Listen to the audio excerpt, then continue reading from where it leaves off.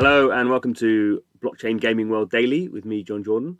So today we're going to go through the monthly update from Axie Infinity, obviously the game everyone's been talking about over the last month. And there are some sort of headlines here that we already know because they've sort of already been sort of discussed around sort of the size of the audience. But there are some interesting things to sort of pick out as well. I guess a few details that sort of give a bit more context. So let's go through this. And it also talks a bit about their roadmap, which is, I guess, what a lot of people now are interested in. So stuff we know, the AXS staking has been massive success. Over a quarter of circulating supply is now staked. So obviously that sort of drives up price because there's not so much of it around, and obviously people are buying it to stake it because staking is getting more of what you're staking. So people really into that. Obviously we had the big funding round, $152 million in a Series B. We have this interesting stuff coming here. So some of these sort of features. So a new version of Battles, a decentralized exchange running on the Ronin sidechain, and what's going on with the land NFTs.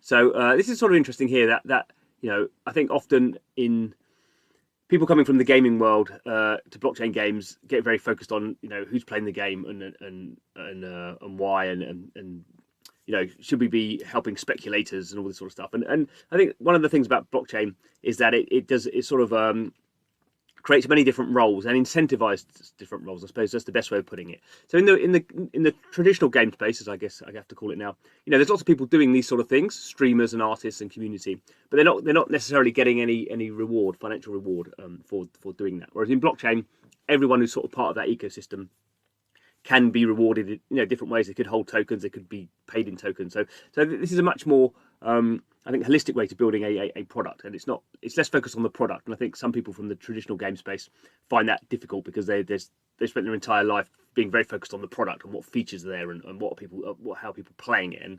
And blockchain by its nature is much more diverse in terms of how people interact with the product. So we have the battlers, we have people breeding NFTs, we have scholars.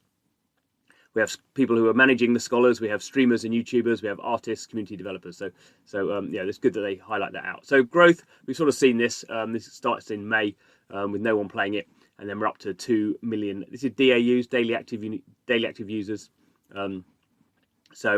Incredible growth. And as at the moment, sort of shows no signs of decreasing. Obviously, these things can't go on forever, but there's lots of games with more than 2 million. DAUs, so there's certainly some upside still.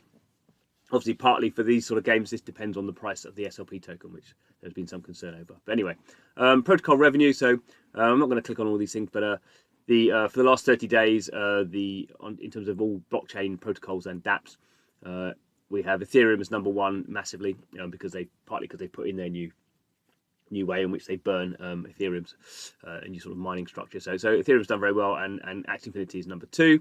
This one here is OpenSea, the NFT marketplace. So Axie Infinity is still more than double the next best sort of application. Alexa rank, so ranking the website, the Axie Infinity website now ranked in the top 500. Day 30 NFT volumes. Almost $500 million of trading. You can see most of these things are down. So Axie Infinity is down kind of less than CryptoPunks or Bored Ape Yacht Club, which is two of the big sort of NFT collectible projects. So right, so we have version 2 of the game, version 2 cards.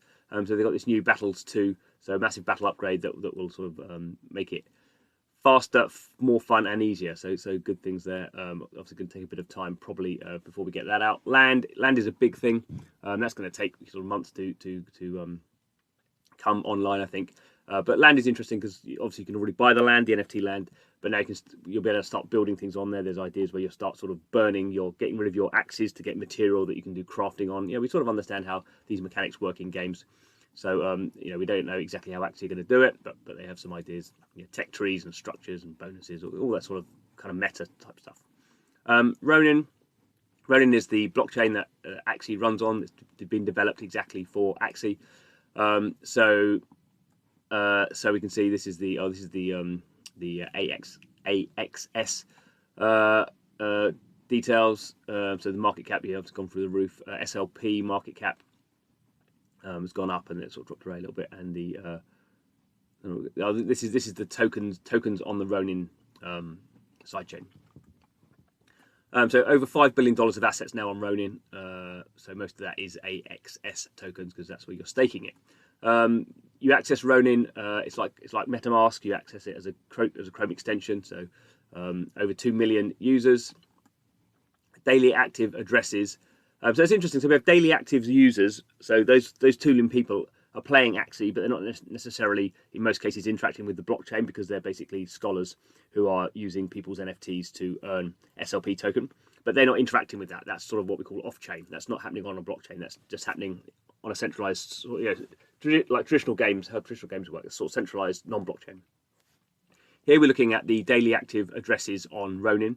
So we have a peak at over 400,000, which would make Axie one of the biggest blockchain games. So there's Splinterlands is about 350, I think, at the moment, and Alien Worlds is about the same.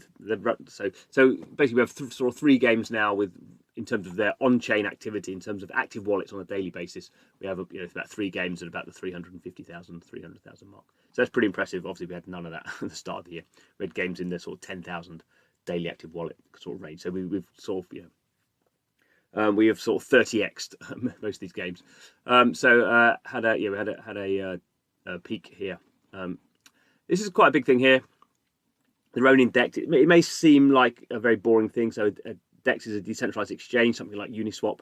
But as soon as you start building these sort of financial primitives, we call them, a lot of interesting stuff can start happening. Obviously, it encourages people to bring value over to the Ronin blockchain, or that's sort of already happened with the staking. But then it also allows people in a much easier way, because you're not paying gas fees. If people are collecting SLP and they want to sort of swap it for AXX, the AXS token, they can do that, or vice versa. So it allows people to swap tokens. It allows people to stake liquidity into that DEX, and then you can start earning fees based on transaction fees. So it starts to sort of build out from what is at the moment a sort of a functioning game. It allows you to sort of build some other aspects, and it goes back to what I was saying at the start. Blockchain is a very wide. A blockchain project needs lots of different sorts of users. And as soon as you have a DEX, that's something new that brings in, as I say, liquidity providers. At the moment, that's sort of mainly that's happening on Uniswap, probably a bit on SushiSwap as well. But you've got these horrible gas fees, so it doesn't make sense for people who are swapping like $50 worth. You bring that onto Ronin, obviously that makes it more liquid, as we say, so people can trade more easily.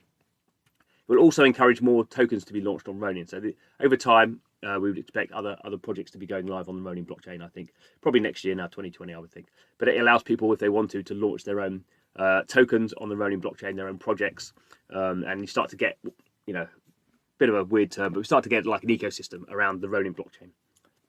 And that obviously would be good for Axie Infinity, because not everyone wants to play Axie Infinity. Maybe someone wants to play a shooting game. Maybe someone wants to play a space game or something. There's different sorts of games, but people want to go where there are users and where there is liquidity and where there is value. So that's sort of interesting for the long-term future, I guess, of Axie Infinity as a product, and also Sky Mavis as a company. And the two things are not exactly aligned, and probably will become less so over time. Anyway, thanks for watching the videos. Blockchain gaming world, keeping our I'm going to say our eyes peeled and our ears. I don't know what you do to your ears, but anyway, we're well over what's going on with blockchain games. So keep it here. Subscribe to the channel. Thanks for watching, and see you guys soon.